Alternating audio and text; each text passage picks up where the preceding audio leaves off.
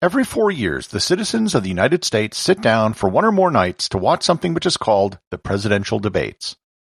The debates have become a centerpiece of U.S. presidential elections, but it wasn't always that way. Learn more about the history of the presidential debates, or the lack thereof, on this episode of Everything Everywhere Daily.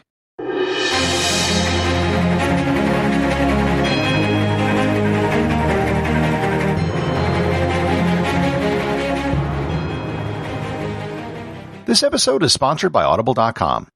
My recommendation for this episode is The Lincoln-Douglas Debates. This is a recreation of the original Lincoln-Douglas debates. Richard Dreyfuss plays Stephen Douglas and David Strathairn is Abraham Lincoln. This is the first time these historic debates have been brought to life in audio. You can get a free 1-month trial to Audible and 2 free audiobooks by going to audibletrial.com/everythingeverywhere or by clicking on the link in the show notes. The history of presidential debates is shockingly thin. For all of the 18th century, the entire 19th century, and for most of the 20th century, there were no presidential debates. Zero. Zip. Nada. This makes a lot more sense if you realize the nature of campaigning before electronic media. Early on, presidential candidates literally did nothing.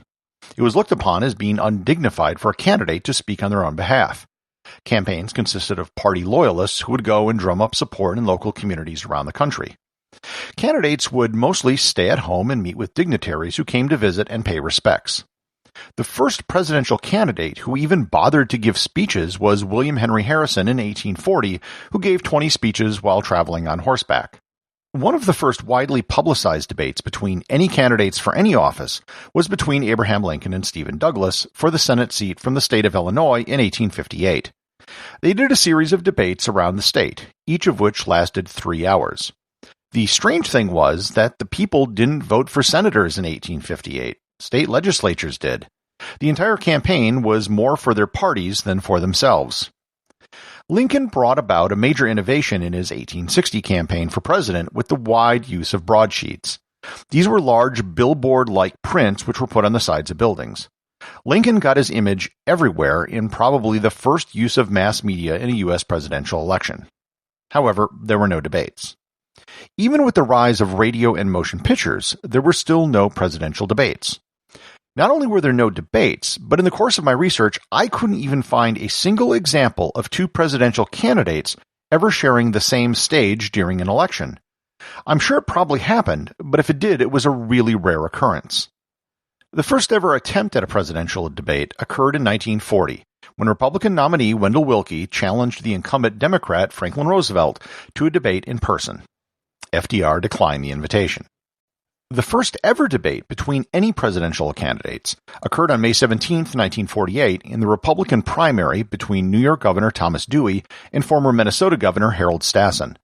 The debate took place before the Oregon primary and was on the topic of if the Communist Party of the United States should be outlawed. The debate was broadcast on the radio nationally by most major networks and had an estimated national audience of 40 million people. To put that into perspective, the audience for the most recent presidential debate was estimated to be 60 million people, even though the population today is over 2.2 times larger than it was in 1948. There were no debates in 1952. In 1956, the Democrats had a primary debate of their own between Adlai Stevenson and Estes Grafauer. It was the first televised political debate in American history. Accordingly, the debate was only 1 hour long as it was on television. In 1956, a student from the University of Maryland named Fred Kahn tried to get both parties' nominees, Adlai Stevenson and Dwight Eisenhower, to appear in a debate. He sent out letters to a wide number of people, including Eleanor Roosevelt, who passed it on to the Stevenson campaign, but nothing ended up happening. The first true presidential debate between presidential nominees from different parties occurred in Chicago on September 26, 1960, between the Democratic nominee Senator John Kennedy and Republican nominee Vice President Richard Nixon. Most historians say that Kennedy won the first debate because he was prepared for television. He wore makeup, looked poised, and he wore a suit that stood out from the background on black and white TV.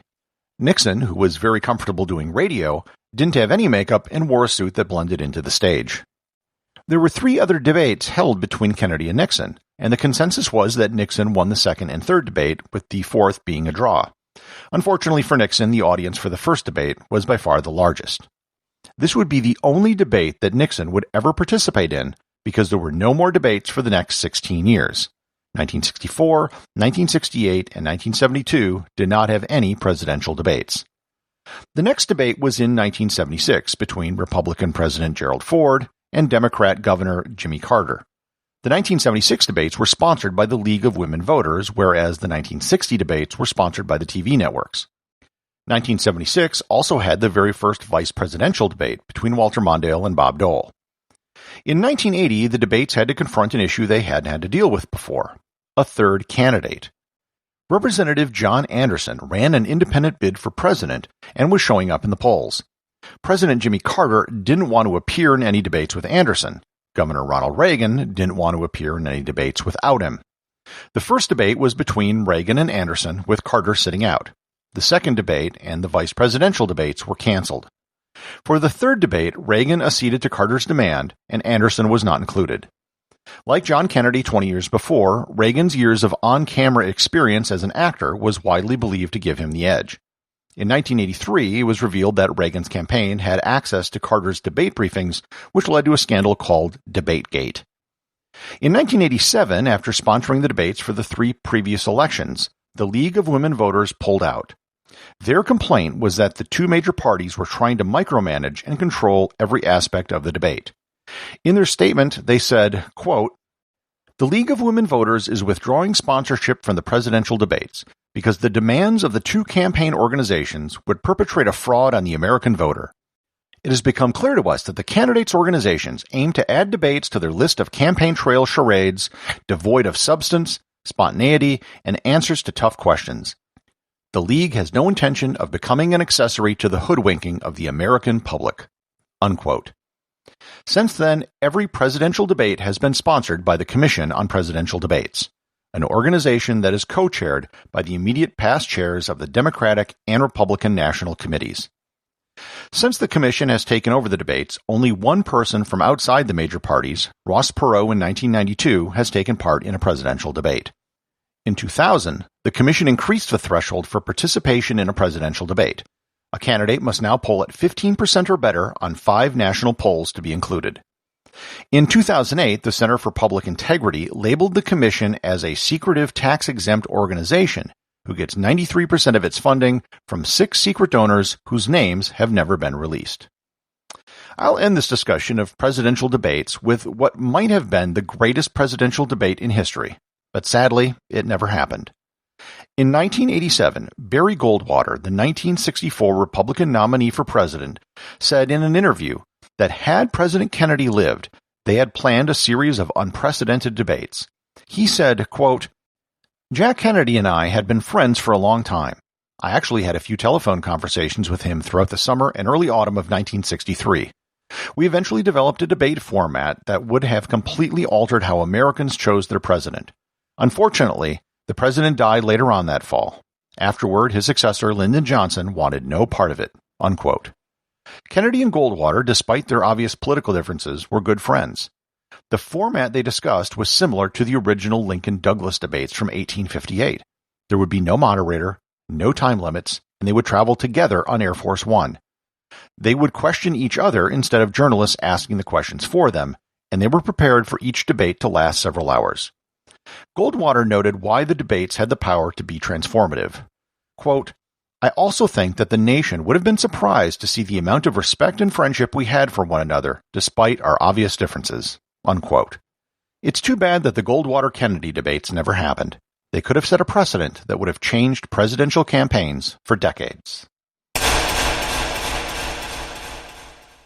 Executive producer of Everything Everywhere Daily is James Makala. Please remember to support the show over at patreon.com, where you can get exclusive merchandise and to leave a review on Apple Podcasts. Leave a 5-star review to have your review read online.